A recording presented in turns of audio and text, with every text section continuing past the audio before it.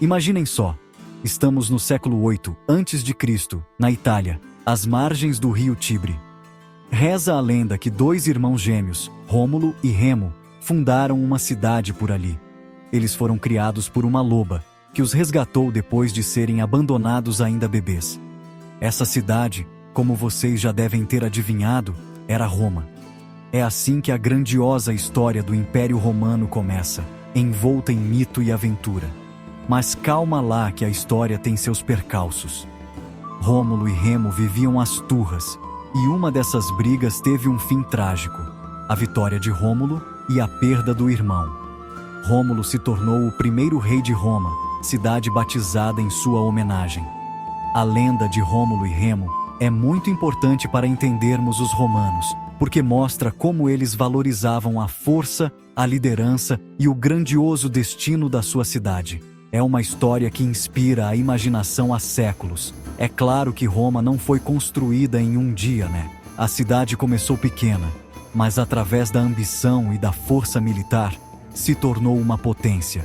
Os romanos eram guerreiros habilidosos e estrategistas de primeira linha, dominando seus vizinhos e expandindo seus territórios até controlar grande parte da Europa, do norte da África e do Oriente Médio. Mas a história romana não é só sobre conquistas e guerras, não. É também sobre as pessoas que viveram nesse mundo antigo, seus amores, suas vidas e o legado que deixaram para a gente. Então, vamos voltar no tempo e explorar as maravilhas do Império Romano juntos. Ao contrário do que muita gente pensa, os primeiros romanos não eram governados por imperadores, não. Eles tinham uma república, um sistema onde os próprios cidadãos escolhiam seus líderes.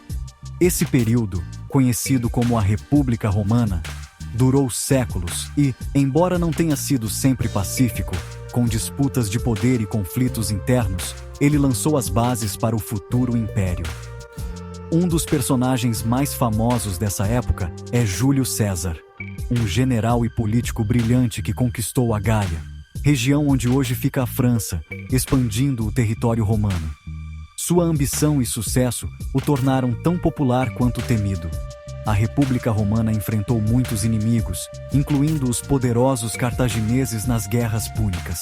Esses conflitos, alguns dos maiores e mais importantes da antiguidade, garantiram a Roma o domínio do mar Mediterrâneo.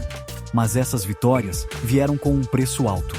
A República Romana, enfraquecida por lutas internas e pela ambição de generais como César, estava com os dias contados.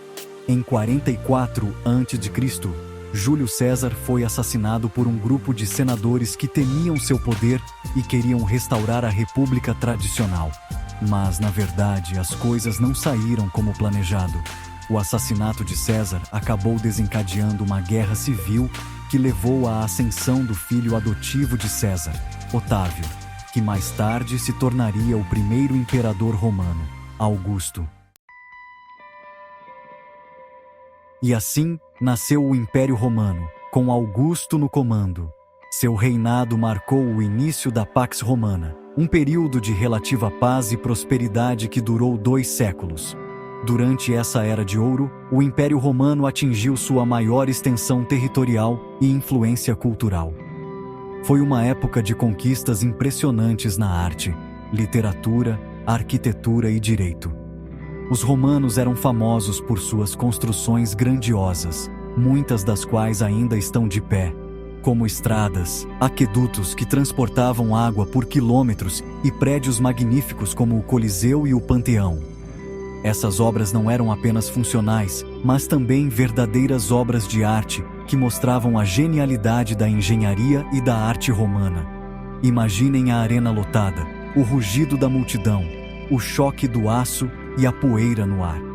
Os gladiadores, homens e às vezes até mulheres que lutavam por suas vidas eram o grande entretenimento na Roma antiga.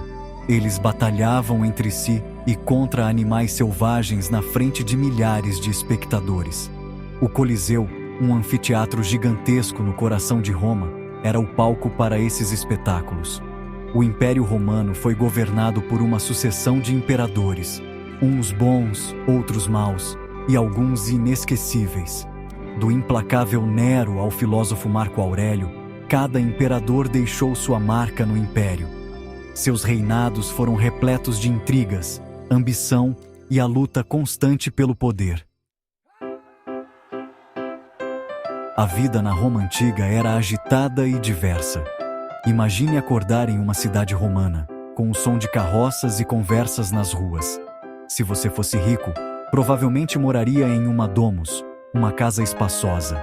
Se não, em uma ínsula, um prédio de apartamentos. Independentemente da sua classe social, a vida girava em torno da cidade. O fórum, o coração da Roma antiga, era um burburinho só. Essa área aberta funcionava como mercado, tribunal e local para debates políticos.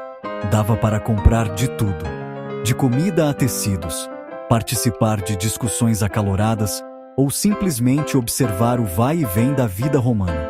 Os banhos públicos eram essenciais na cultura romana, e não era só por higiene, não. Eram lugares para socializar e relaxar. Imagine passar a tarde em um complexo enorme com várias piscinas de diferentes temperaturas, batendo papo com os amigos e aproveitando massagens. À noite, você podia assistir a uma peça no teatro, desde comédias e tragédias até combates de gladiadores, ou talvez curtir um banquete, se deliciando com iguarias enquanto relaxava em divãs. A culinária romana era incrivelmente diversa, influenciada pelo vasto império.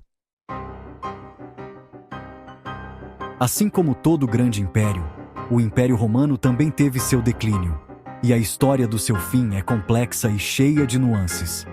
Um dos fatores foi o tamanho do império. Ficou cada vez mais difícil governar um território tão vasto e defender suas fronteiras. Os conflitos internos e as lutas pelo poder enfraqueceram o império por dentro.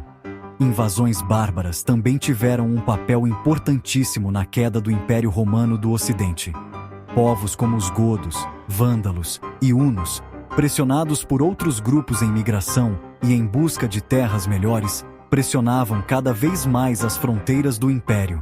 As legiões romanas, antes o exército mais poderoso do mundo, não conseguiram resistir. Os problemas econômicos também assolavam o império. Guerras constantes e gastos excessivos esvaziaram os cofres públicos. A inflação disparou. O comércio entrou em declínio e a desigualdade entre ricos e pobres aumentou. Esses problemas geraram instabilidade e descontentamento em todo o império. Em 476 d.C., o último imperador romano do Ocidente, Rômulo Augusto, foi deposto por um general bárbaro. Esse evento é frequentemente visto como o fim do Império Romano do Ocidente. No entanto, o Império Romano do Oriente, com sede em Constantinopla, continuou a prosperar por séculos, tornando-se o Império Bizantino. Apesar do Império Romano ter chegado ao fim, seu legado continua presente em nosso mundo. Vemos influências romanas em nossos idiomas, leis, arquitetura e até em nossos calendários. Os romanos eram mestres da engenharia e construção, e suas estradas, aquedutos e edifícios ainda nos impressionam. O latim, a língua da Roma antiga, pode não ser mais falado no dia a dia, mas deu origem a muitas línguas modernas, incluindo português, espanhol, francês e italiano. Até mesmo o inglês, com suas raízes germânicas, tem muitas palavras de origem latina, principalmente na área do direito, medicina e ciências. Os romanos também deixaram uma marca indelével no direito e na política.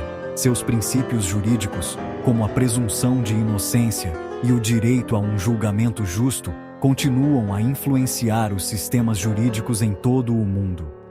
Os ideais republicanos e democráticos, embora tenham enfrentado desafios na história romana, também se inspiram em modelos romanos. A história do Império Romano nos lembra que mesmo as maiores civilizações podem surgir e desaparecer.